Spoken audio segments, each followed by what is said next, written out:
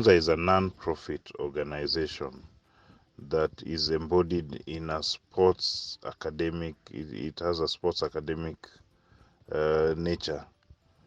Now, we endeavor to try and develop the youth using sports within the rural areas, especially the girls, trying to empower them and creating a platform whereby their hopes and dreams can be realized. In turn, we hope that this will uplift the society from poverty. Do you know what a condom is? Do you have a boyfriend? Are you comfortable talking to boys? Are you comfortable? Okay. Can you report a man who tells you something about sex? Almighty and ever-living Father, we thank you very much for this grateful day you've granted us. As we want to start what brought us here, Lord, may you please guide us throughout the day. And thank you for the journey mercies you've granted us all. I pray, trusting and believing in Jesus' name. So I look forward to having an interactive session. Sitaki kuwe ni mwalimu mwanafunzi. Nataka wote tukue at the same level. Sawa? To open up, tuongee. Si mimi ni msichana kama nyinyi? Si ndio? Si tutaongea? My name is Bridget Siante and I'm one of the educators in this workshop. This workshop is called Sex Education and Life Skills. From the entire day we've been tackling 5 topics: life skills, menstrual hygiene, gender-based violence, and sex and relationships. So for the life skills, the educator in charge of that session was talking to them about the various life skills like communication, coping with stress, decision making, negotiation, among others, and she taught them how they are going to apply these life skills in their day-to-day lives. I'm Elizabeth, I know how to say. Nice. I'm Irene, I know how to draw. Come. Marion.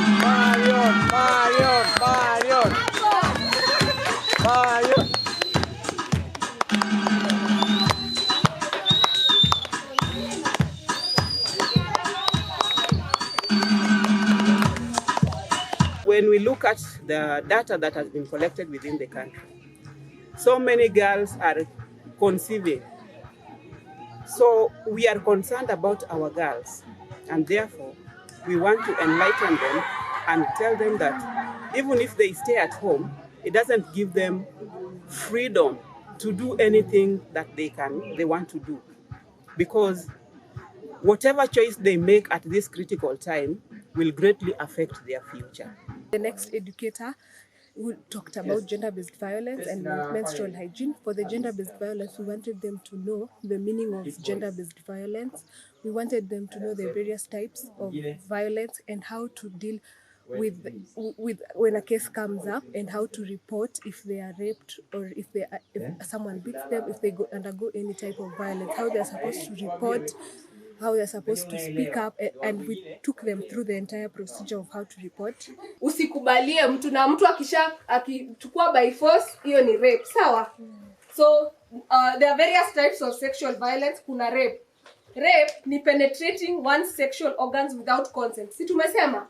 Then for the menstrual hygiene, we talked about menstruation, the menstrual cycle. We taught them how to improve personal hygiene during their menstruation. They remove the outside wrapper.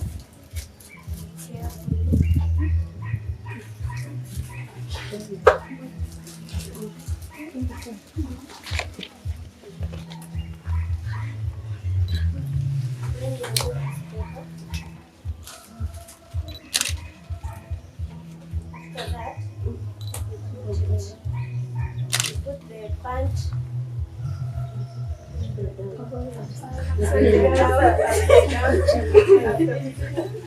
After putting it upside down, then you put it in between. Then you remove this paper, and then you attach it back.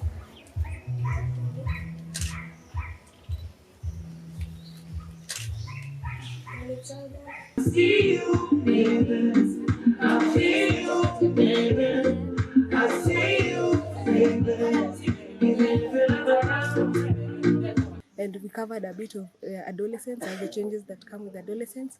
Then for the sex education, we captured sex, relationships, and then HIV and AIDS. You can even ask your elder sisters, your mother, your aunt, how it happened. If you start your menstruation, what should you do? So that is part of life. So, My name is Sex. What am I? Ninyi mnaelewa sex inamaanisha nini? Tuongee tu randomly. Sawa? I think that sex is agenda. Sex is agenda. Very good. Utumie. you have to change after every 4 hours. Where will you keep the pad? What are you going to do with the pad that you have used?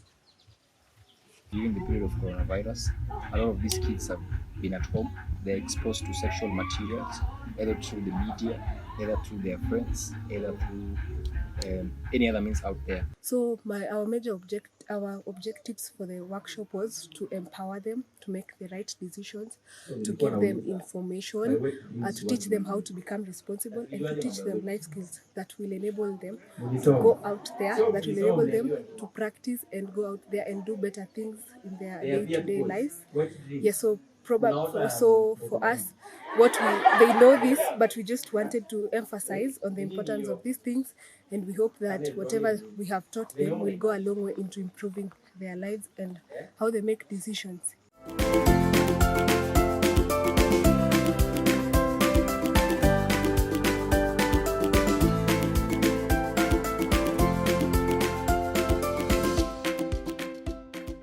The boy sings, I love you. Mina kupenda, baby, I love you. And the girl will believe it's true, but by the time he started aching, he says, go hell with it. 9 months in pain, 2 days in hospital. The baby is a reject. The mother is dumped. The father is out there hunting for another prey. So girls, take care. Thank you.